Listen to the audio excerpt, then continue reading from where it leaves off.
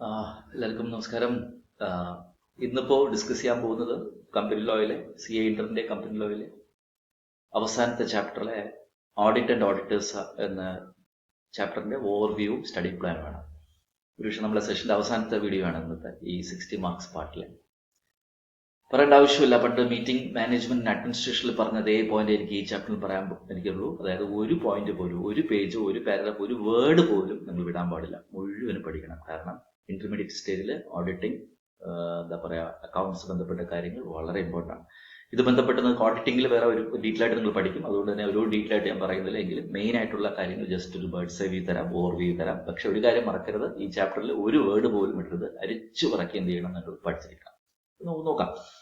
ഈ ചാപ്റ്ററിൽ ബേസിക്കലി മനസ്സിലാക്കേണ്ടത് സെക്ഷൻ 139 കമ്പനീസ് ആക്ട് 2013 സെക്ഷൻ 139 മുതൽ 148 വരെ ഈ ഓഡിറ്റ് ബന്ധപ്പെട്ട കാര്യങ്ങളാണ് പഠിക്കാനുള്ളത്.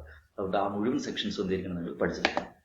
അപ്പോയിന്റ്മെന്റ് ഓഫ് ഓഡിറ്റർ 139 ആണ്. നിങ്ങൾക്കറിയാം, ഫസ്റ്റ് ഓഡിറ്ററിന് അപ്പോയിന്റ് ചെയ്യുന്നത് ബോർഡ് ഓഫ് ഡയറക്ടേഴ്സ് ആണ്. കമ്പനി ഇൻകോർപ്പറേറ്റ് ചെയ്ത് 30 ദിവസത്തിനകത്ത് അപ്പോയിന്റ് ചെയ്തിരിക്കണം. അദ്ദേഹം ആ അപ്പോയിന്റ് ചെയ്ത ഓഡിറ്ററിന് 6 വർഷം വരെ കാലാവധിയുണ്ട്. എന്നിട്ട് ഓരോ വർഷവും ഏജിമിൽ വെച്ച് അപ്പോയിന്റ്മെന്റിന് ഷെയർ ഹോൾഡേഴ്സ് എന്ത് ചെയ്യണം, റാറ്റിഫൈ ചെയ്ത് പോകണം. ഇതാണ് ഇപ്പോഴത്തെ സിനാരിയോ എന്നൊക്കെ എല്ലാവരും പറയാം. സെക്ഷൻ 139. സബ്സിക്വന്റ് ഓഡിറ്റർ, അതിന് ശേഷമുള്ള ഓഡിറ്റേഴ്സിനെ അപ്പോയിന്റ് ചെയ്യുന്നത് ഷെയർ ഹോൾഡേഴ്സ് ആയിരിക്കും. ഏജിമിലാണ്. ഏജിം നമുക്ക് അറിയാമായിരിക്കും. ഏജിമിൽ 4 ഓർഡിനറി ബിസിനസ് ആണുള്ളത്. എന്തൊക്കെയാണ്? അഡോപ്ഷൻ ഓഫ് അക്കൗണ്ട്സ് ഉണ്ട്, അതേപോലെ തന്നെ ഡിവിഡൻഡ് ഡിക്ലറേഷൻ ഉണ്ട്, ഡയറക്ടർ അപ്പോയിന്റ്മെന്റ് ഉണ്ട്, പിന്നെ ഉള്ളത് ഓഡിറ്റർ അപ്പോയിന്റ്മെന്റ്. അപ്പോൾ ഓഡിറ്ററിന് അപ്പോയിന്റ് ചെയ്യാനുള്ള റെസ്പോൺസിബിലിറ്റി അല്ലെങ്കിൽ ഡ്യൂട്ടി ആർക്കാണ്? ഷെയർ ഹോൾഡേഴ്സിനാണ്. പക്ഷേ ഫസ്റ്റ് ഓഡിറ്ററിനെ മാത്രം അപ്പോയിന്റ് ചെയ്യുന്നത് ബോർഡാണ്. അത് 6 വർഷം വരെ കണ്ടിന്യൂ ചെയ്യും.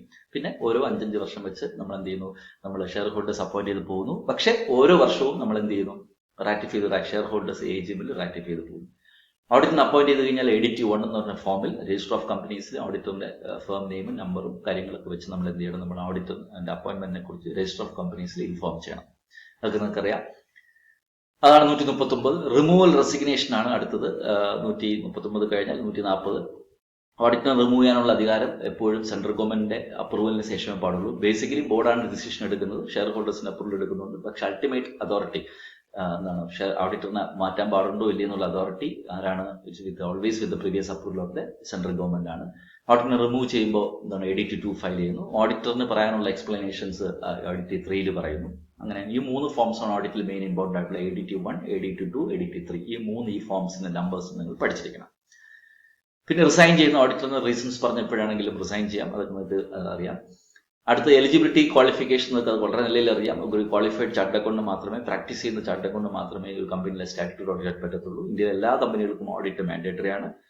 പിന്നെ ഇപ്പോൾ LLP ഫേമായിട്ട് നമുക്ക് LLP ആയിട്ട് രജിസ്റ്റർ ചെയ്യുന്ന ഫേമിനെ നമുക്ക് സ്റ്റാറ്റ്യൂട്ടറി ഓഡിറ്ററായിട്ട് അപ്പോയിന്റ് ചെയ്യാം, നിങ്ങൾക്ക് അറിയായിരിക്കും. പിന്നെ റെമ്യൂണറേഷൻ വന്നിട്ട് ബോർഡ് അപ്പോയിന്റ് ചെയ്യുന്ന ഷെയർ ഹോൾഡേഴ്സ്, ബോർഡ് അപ്പോയിന്റ് ചെയ്യുന്ന ഓഡിറ്റേഴ്സിന്റെ റെമ്യൂണറേഷൻ ഫിക്സ് ചെയ്യുന്നത് ബോർഡ് തന്നെ. ഷെയർ ഹോൾഡേഴ്സ് അപ്പോയിന്റ് ചെയ്യുന്ന റെമ്യൂണറേഷൻ ഫിക്സ് ചെയ്യുന്ന ഷെയർ ഹോൾഡേഴ്സും.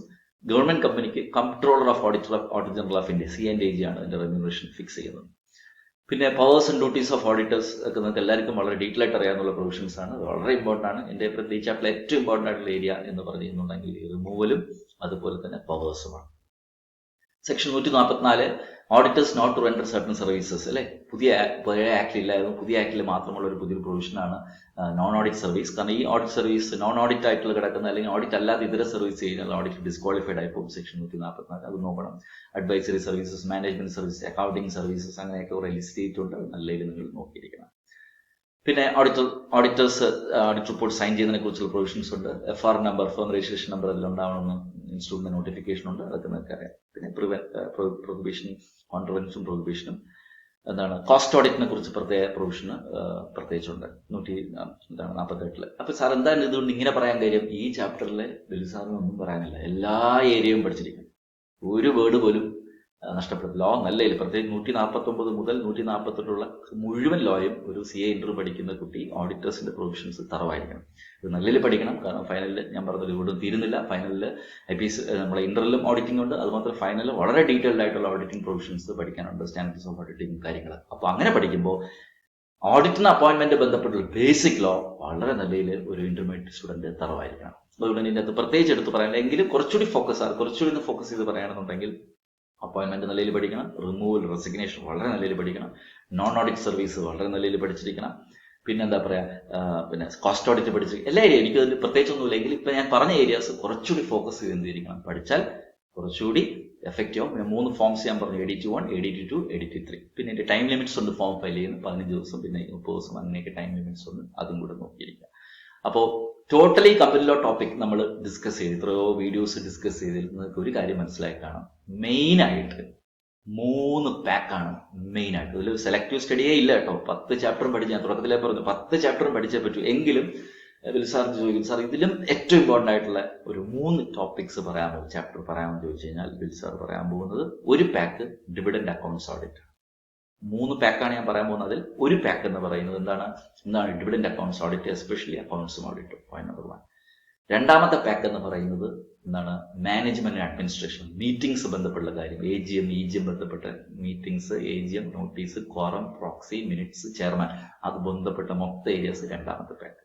മൂന്നാമത്തെ പാക്ക് എന്ന് പറയുന്നത് ഇൻകോർപ്പറേഷൻ ആണ്. അതിന്റെ especially memorandum, articles, alteration of memorandum, articles, doctrines, അത് ബന്ധപ്പെട്ടുള്ള ഇൻകോർപ്പറേഷൻ ബന്ധപ്പെട്ടുള്ള എല്ലാ കാര്യങ്ങളും, കമ്പനിയുടെ കമൻസ്മെന്റ് ഓഫ് ബിസിനസ്, മറ്റുള്ള എല്ലാ കാര്യം. ഈ 10 ചാപ്റ്ററിൽ ഏറ്റവും ഇമ്പോർട്ടൻ്റ് ആയിട്ടുള്ള വെയിറ്റേജ് ബേസ് ചെയ്തിട്ടുള്ള 3 ചാപ്റ്ററാണ് ഞാനിപ്പം പറഞ്ഞത്. എല്ലാ ചാപ്റ്ററും പഠിച്ചേ പറ്റും. അപ്പൊ ഇതോടുകൂടി CA ഇന്ററിന്റെ കമ്പനി ലോയുടെ 60 മാർക്ക് സിലബസിന്റെ ഓവർവ്യൂവും അതിന്റെ സ്റ്റഡി പ്ലാനിന്റെ വീഡിയോ സെഷൻ തീരെയാണ്. നിങ്ങളുടെ ഫീഡ്ബാക്സും കാര്യങ്ങൾ അറിയിക്കുക. ഞാൻ പണ്ടപ്പോഴോ പറഞ്ഞിട്ടുണ്ട്, ഏതെങ്കിലും ഒരു particular area, red herring prospectus അല്ലെങ്കിൽ പ്രൈവറ്റ് പ്ലേസ്മെന്റ്, ഏതെങ്കിലും ഒരു ഏരിയയിൽ, ഫർദർ ഇഷ്യൂ ഏതെങ്കിലും ഒരു ഏരിയയിൽ പ്രത്യേകം സാറ് ഡീറ്റെയിൽഡ് ക്ലാസ് വേണമെന്നുണ്ടെങ്കിൽ എന്നെ അറിയിക്കുക. പ്രത്യേക വീഡിയോ വേണ്ടി പ്ലേസ് ചെയ്യുന്നതായിരിക്കും. അതോടുകൂടി ഈ സെഷൻ തീരെയാണ്. എല്ലാവർക്കും നന്ദി. എല്ലാവരും സേഫ് ആയിട്ടിരിക്കുക. Thank you.